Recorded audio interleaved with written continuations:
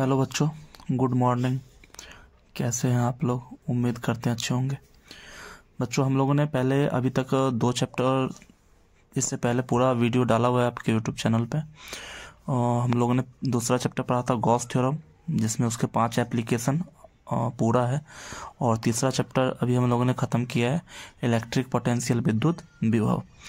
ठीक है बच्चों, उसकी भी सभी वीडियो आप लोग को चैनल पे मिल जाएगी। एक प्लेलिस्ट बना हुआ है, उसमें जाकर के आप लोग देख सकते हैं। आज हम लोग चौथे चैप्टर की शुरुआत करेंगे, जिसका नाम बच्चों आप लोग को पता होगा, हमने लिखा रखा है सिलेबस। चौथा चैप्टर का नाम है संधारित्र एवं उनकी धारिताएं, कैपेसिटर एंड इट्स कैपेसिटेंस। ठीक है, तो वही चैप्टर आज हम लोग स्टार्ट करेंगे, जो कि स्टार्ट होता है कहाँ से? धारिता से, जिसको हम लोग कहते हैं विद्युत धारिता। विद्युत धारिता, तो इसका डेफिनेशन मैंने लिख दिया बच्चों, यहाँ पे आप लोग को दिख रहा होगा।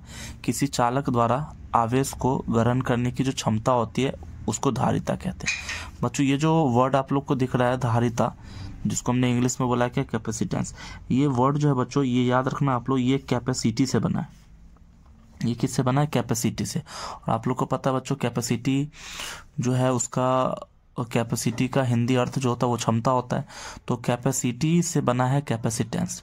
तो वही चीज़ यहाँ पे कह रहा है कि किसी चालक द्वारा आवेश को जो ग्रहण करने की क्षमता होती है, उस क्षमता को, उस कैपेसिटी को हम लोग क्या बोलते हैं? कैपेसिटेंस कहते हैं, धारिता कहते हैं। ठीक है बच्चों, यानी कि कोई भी जो कंडक्टर होगा तो उसको जब हम लोग आवेश देंगे, कोई मान लेता अगर कोई ये चालक है, कोई कंडक्टर है, तो उसको जब हम लोग आवेश देंगे, तो आवेश जब इसको क्यू दिया जाएगा, तो आवेश क्यू देते जाएंगे तो उसकी भी अपनी एक लिमिट होगी, है ना। हर अलग अलग कंडक्टर के लिए आवेश को ग्रहण करने की क्षमता भी क्या होगी? अलग अलग होगी, है ना। कोई कंडक्टर होगा जो कि ज़्यादा आवेश को ग्रहण करेगा, कोई कंडक्टर होगा जो कि कम आवेश को ग्रहण करेगा। तो ये जो सबका अपना अपना कैपेसिटी है, सबकी अपनी अपनी क्षमता है, इसी क्षमता को अपन लोग क्या कहते हैं? विद्युत धारिता कहते हैं। ठीक है, अब बच्चों यहाँ पे हम समझ सकते हैं और भी क्या डिटेल में बातें कि इस आवेश से विभव पे क्या असर पड़ता है, वो सब बातें देखेंगे। पहले हम लोग यहाँ पे लिख लेते हैं कि इसका सिंबल क्या होता है ना, कि ये इस किसी चालक द्वारा आवेश को ग्रहण करने की क्षमता तो धारिता कहलाती है। बात करें इसके सिंबल की, तो याद रखें इसका जो सिंबल होता है, डिनोटेड बाय, इसका सिंबल होता है, देखो कैपेसिटेंस का पहला लेटर क्या है? सी है ना। कैपेसिटेंस का पहला लेटर क्या है? सी है। तो इसको डिनोट हम लोग करते हैं कैपिटल सी से। किससे डिनोट करते हैं बच्चों? कैपिटल सी से। अब बच्चों यहाँ पे अगर हम लोग देखें, तो हमने अभी तुरंत बोला कि यहाँ पे जब हम लोग इसको क्यू देते हैं, आवेश देते हैं, तो आवेश देने के कारण क्या होता है? इसकी धारिता बढ़ती है ना। आवेश देंगे धारिता बढ़ेगी। लेकिन बच्चों एक चीज़ और होता है कि आवेश देने के कारण आप लोगों ने विभव का समीकरण पढ़ा है, V बराबर क्या? तो 1/4πε0 गुना Q अपन R, है ना। ये आप लोगों ने विभव का समीकरण पढ़ा है। यहाँ पे बच्चों आप लोग देख पा रहे हो कि यहाँ पे ये जो Q है, ये आवेश है। तो बच्चों यहाँ पे आप लोग समझो कि अगर मैं इस आवेश को अगर बढ़ाऊँ, तो आवेश तो ऊपर में है, तो अगर मैं आवेश को अगर बढ़ाऊंगा, तो आवेश के बढ़ने से क्या होगा? V का मान भी बढ़ेगा। और यदि मैं आवेश को घटाऊंगा, तो आवेश के घटने से क्या होगा? V का मान भी घटेगा, क्योंकि ऊपर में है ना। तो जब ये आवेश बढ़ाया, विभव बढ़ा, आवेश घटाया, विभव भी घटा। तो इट मीन्स मैं कह सकता हूँ कि ये जो विभव भी है, यह आवेश क्यू के क्या होगा? समानुपाती होगा बच्चों, ना। ये भी जो है वो क्यू के क्या होगा? समानुपाती होगा। ठीक है, तो यहाँ पे मैं कह सकता हूँ, वी कैन से, कि यह जो क्यू जो है वो समानुपाती है किसके? भी के। आवेश जो है वो विभव भी के क्या होगा? समानुपाती होगा, है ना। समझ में आ रहा होगा बच्चों। अब यहाँ पे अगर आप लोग को बच्चों पता है कि समानुपाती हटाते हैं तो क्या आता है? कांस्टेंट आता है। तो यहाँ पे कांस्टेंट आ जाता है सी। इसी सी को हम लोग क्या कहते हैं बच्चों? विद्युत धारिता कहते हैं। सी इंटू में क्या हो गया? भी। तो यहाँ से बच्चों अगर मैं सी का मान निकालूं, तो मैं क्या बोल सकता हूँ? क्यू और बट्टे में क्या? भी। ये हमारा क्या हो जाएगा? विद्युत धारिता हो जाएगा। सी बराबर क्यू बट्टे भी क्या हो जाएगा? विद्युत धारिता। यानी कि बोल सकते हैं, यहाँ पे मैं लिख देता हूँ हिंदी में, कि धारिता बराबर हो जाएगा, क्यू क्या है? आवेश, अभी क्या है? विभव, है ना। यानी कि आवेश और विभव दोनों का अनुपात क्या होता है? विद्युत धारिता होता है। ठीक है बच्चों, यहाँ पे लिख देना है कि आवेश एवं विभव का अनुपात धारिता कहलाता है। ठीक है, कहलाता है। ठीक है, आवेश एवं विभव का अनुपात क्या कहलाता है? धारिता कहलाता है। तो बच्चों ये धारिता का इक्वेशन हो गया। अब बच्चों अगर आगे बात करें तो समझेंगे। इसके अगर मात्रक की बात कर ले, कैसे हो बच्चों समझ में, उम्मीद कर समझ में आ रहा होगा, है ना, कि यहाँ पे हमने क्या बोला कि भी का समीकरण है ना, कि भी जो है वो क्यू के क्या होता है? समानुपाती होता है ना। आवेश बढ़ाएंगे तो विभव भी बढ़ेगा, तो हमने बोला क्यू समानुपाती क्या हो जाएगा? भी हो जाएगा। तो क्यू बराबर समानुपाती हटा के बराबर सिंबल लाएंगे तो कांस्टेंट आएगा। कांस्टेंट यहाँ पे क्या आ गया? सी आ गया, जो कि क्या है? कैपेसिटर है, कांस्टेंट के रूप में। ये जो सी आया है, सी किस रूप में आया है? कांस्टेंट के रूप में आया। सी क्या है? कांस्टेंट, एक नियतांक है। तो धारिता बराबर क्या हो गया? आवेश बट्टा विभव। तो मैंने कह दिया यहाँ पे आवेश एवं विभव का अनुपात क्या कहलाता है? धारिता कहलाता है। अब बात करें इसके मात्रक की, अगर है ना बात की जाए अगर मात्रक की, इसके अगर ऐसा ही मात्रक की बात की जाए तो इसका मात्रक क्या हो जाएगा? तो बच्चों आप लोग देख पा रहे हो ऊपर में क्या है? ऊपर में आवेश। आवेश का मात्रक बच्चों आप लोगों ने पढ़ा है, आवेश का मात्रक क्या होता है? कूलम होता है। आवेश का मात्रक क्या होता है? कूलम। ठीक है, उसके बच्चों नीचे में क्या है? विभव। विभव का मात्रक क्या होता है? तो पता है बच्चों आप लोग को, विभव का मात्रक होता है वोल्ट, यानी कि भी, यानी कि इसका मात्रक हो गया कूलम पर वोल्ट, या इसी को हम लोग बोल सकते हैं कूलम वोल्ट इनवर्स। ठीक, क्या बोल सकते हैं? Coulomb volt inverse. अब बच्चों याद रखना, इसे किसे? कूलम पर वोल्ट को ना, इसे बोलचाल की भाषा में फैराड कहते हैं। बोलचाल की भाषा में फैराड कहते हैं। ठीक है, याद रखना, बोलचाल की भाषा में मात्रक क्या होती है? फैराड। यानी कि विद्युत धारिता का जो मात्रक होता है बच्चों, वो होता है कूलम पर वोल्ट। ठीक है, या कूलम वोल्ट इनवर्स। और इस कूलम पर वोल्ट को ही हम लोग क्या कहते हैं बच्चों? बोलचाल की भाषा में फैराड कहते हैं।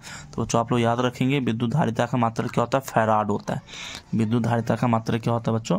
फैराड होता है। ठीक है, विद्युत धारिता का मात्रक फैराड, याद रखेंगे। ठीक है, अब अगर बात करें, कभी कभी क्वेश्चन बच्चों 2 नंबर में आ जाता है कि 1 फैराड क्या होता है? क्वेश्चन आ जाता है 1 फैराड क्या होता है?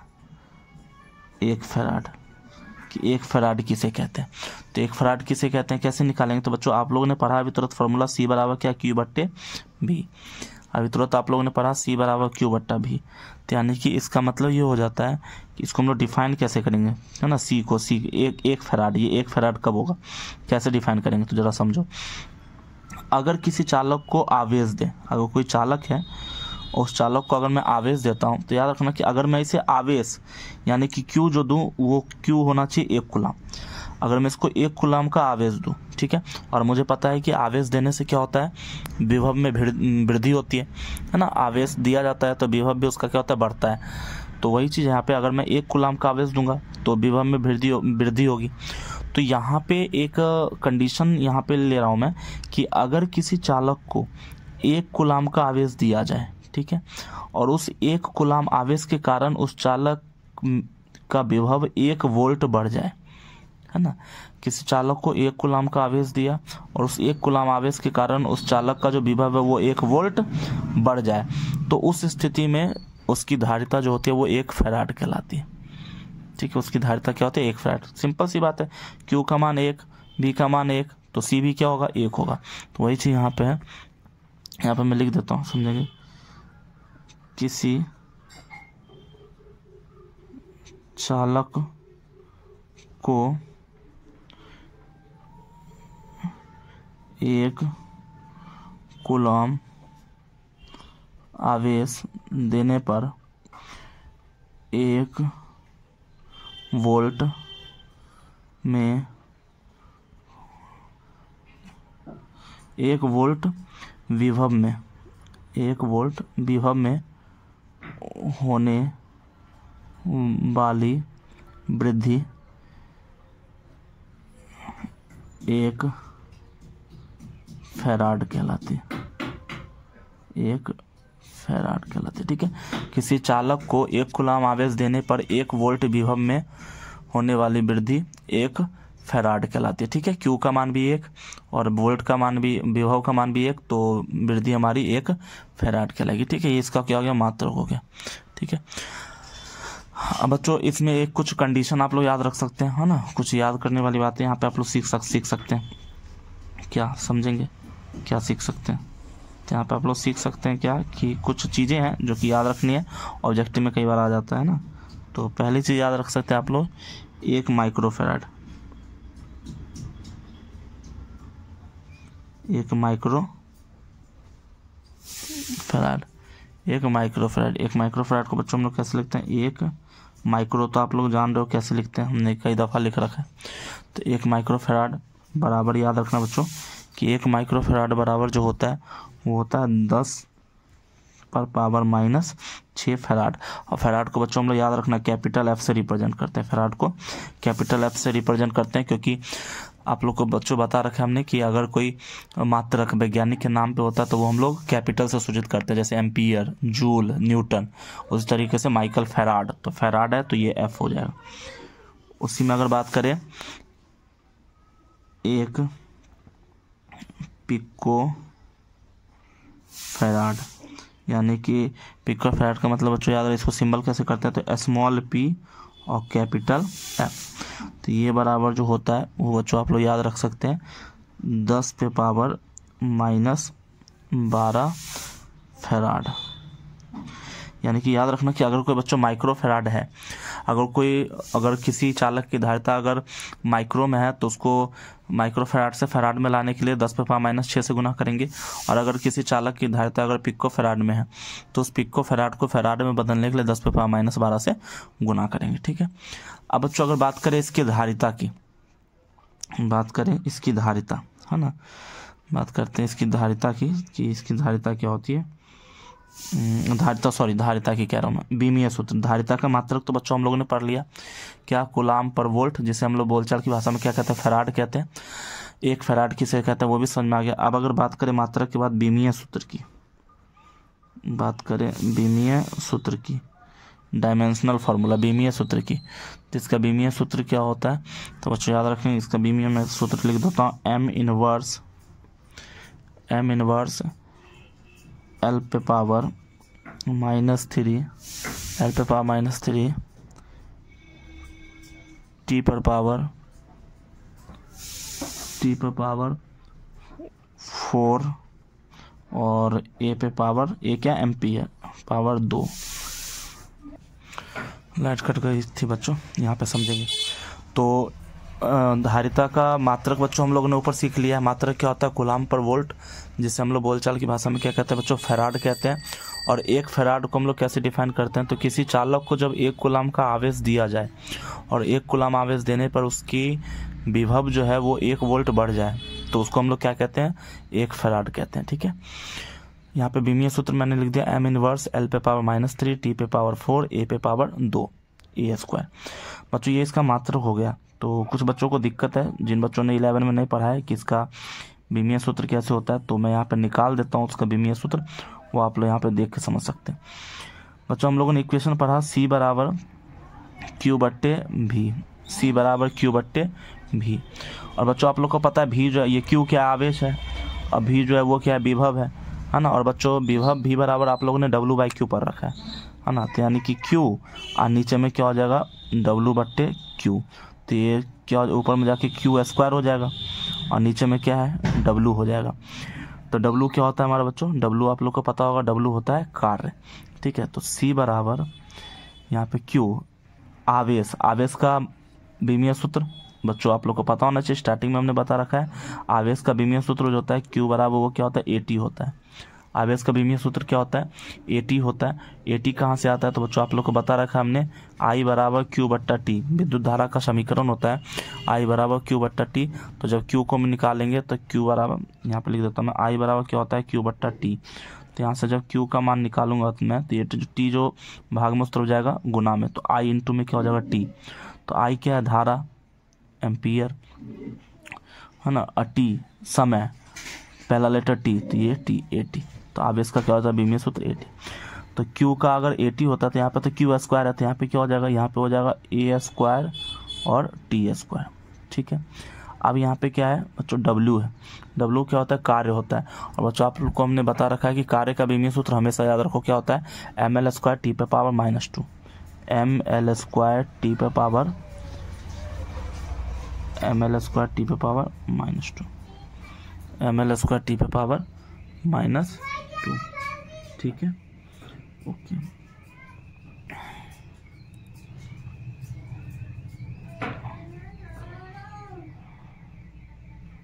तो ये क्या हो जाएगा बच्चों, ये हो जाएगा अपना, तो यहाँ पे हो जाएगा m पे पावर कुछ नहीं है बच्चों, तो कितना है, m पे पावर कुछ नहीं तो 1 है, ऊपर जाएगा तो क्या हो जाएगा m पे पावर -1। ठीक है, अब देखो बच्चों यहाँ पे देख रहे हो क्या, l है, l पे पावर 2 है, 2 + 2 है, ऊपर जाएगा तो -2, तो l पे पावर हो जाएगा -2। अब ऊपर में क्या है, t पे पावर 2 है और ये है t पे पावर -2। तो बच्चों जब ये t पे पावर -2 जाएगा तो ऊपर जाकर t पे पावर +2 हो जाएगा, और ऊपर ऑलरेडी 2 है तो t पे पावर क्या हो जाएगा, 4 हो जाएगा, 4 हो जाएगा। और a का क्या है, स्क्वायर, ये इसका क्या हो गया, बीमीय सूत्र हो गया बच्चों, मैंने निकाला है, यहाँ पे थोड़ा सा फॉल्ट है, उसको मैं सही कर देता हूँ। l पे पावर क्या हो जाएगा, 2। ठीक है, तो कैसे आया बच्चों, उम्मीद करें समझ में आया होगा, आप लोग समझ सकते हो वहाँ पे ना चीज़ें कैसे आई है ना। m इनवर्स l पे पावर -2 t पे पावर 4 a का स्क्वायर कैसे निकला, c = q/v से निकला बच्चों, यहाँ पे आप लोग समझ सकते हो। ठीक है, तो उम्मीद करें बच्चों ये समझ में आ गया होगा आप लोग को। ये था आप लोग का इंट्रोडक्शन चौथे चैप्टर का। ठीक है, ओके बच्चों, बाय।